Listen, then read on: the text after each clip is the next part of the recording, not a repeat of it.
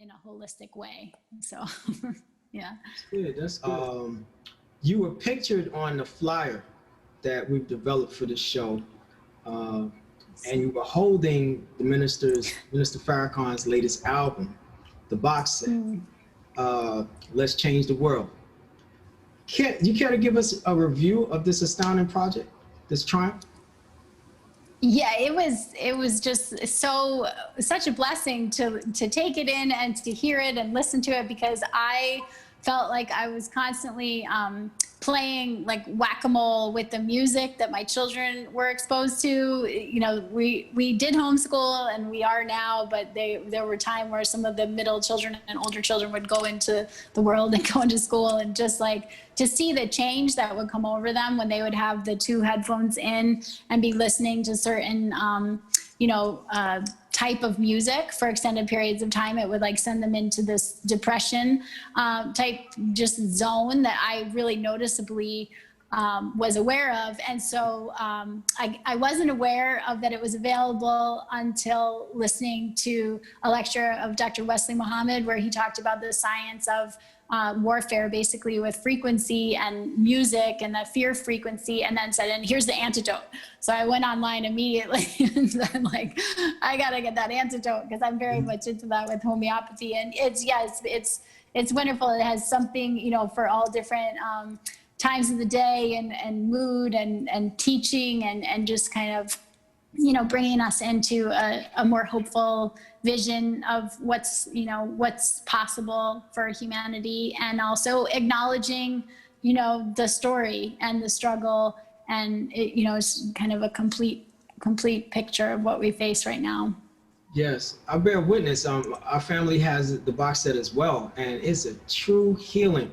I have to say straight up, Minister Farrakhan has reached the pinnacle of perfection in his work with that violin. I can't compare him to nothing else but Masterpiece Theater. I don't know if anybody who's listening and watching is familiar with Masterpiece Theater, but when I was little, I used to listen to Masterpiece Theater when I was sleeping. My mother, she used to play the Masterpiece Theater to help me rest, you know? And it would just be so melodic and peaceful. And I'd be like, oh, this is this perfect music. And I loved music, you know, I'm a musician myself. And anyway, so when I listened to Minister Farrakhan's album, all I could think about was Masterpiece Theater. Like I guess I was making a comparison subliminally, and it just came out. And I was like, man, he done got to the level where they was at. And I haven't heard anyone really match that level since my childhood, you know. And so, that's my testimony on it. I think everybody should get it. Now, let's get into how can people contact you and what's going on with you. How are you able to reach out to the people? You told me on the phone that you had a podcast going on regarding the teachings coming up, and of course you have your study group. Okay, you got a little study group going on, which is great, and we want to get in touch with you. For those of us who are interested in supporting you and patronizing your business, now's your time to do your plugins. Let us know how to get in touch with you. All right. Yeah, that picture that they mentioned with the chicken and the box set, I was actually doing a photo shoot for the cover art for the podcast with my daughter, and I was thinking, looking around, like how can I encapsulate just the impact that the ministers had on me and everything. And I thought, at first I just had the box set and it wasn't feeling right. And then I thought, I'm going to go get the chicken.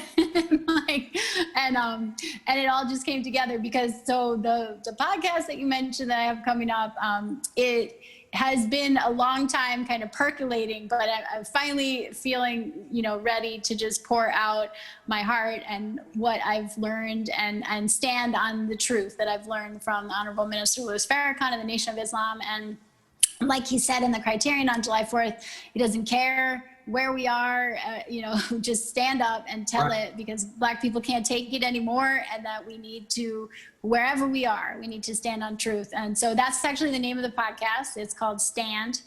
Wow. And nice. And and it's basically, it's a conversation. I'm harnessing the culturally familiar from like movies and books and music to talk about controversial subjects and plow up truth. Like that's what, because I actually didn't really understand. I read in, Closing the Gap when the minister talks about how no subject is more controversial than God, which I didn't realize. I thought I've been searching, my whole youth. I wanted to hear about truth about God. So I didn't understand people's reaction when I'd say God himself in person has come and raised one in America with knowledge. Like, isn't this amazing? Like, I had no idea that people were so entrenched in their way of thinking that it wouldn't be recognized as fulfillment of the scriptures that they hold so dear. So I had a long time of trying to figure out how to communicate it in a way. So that's basically the heart of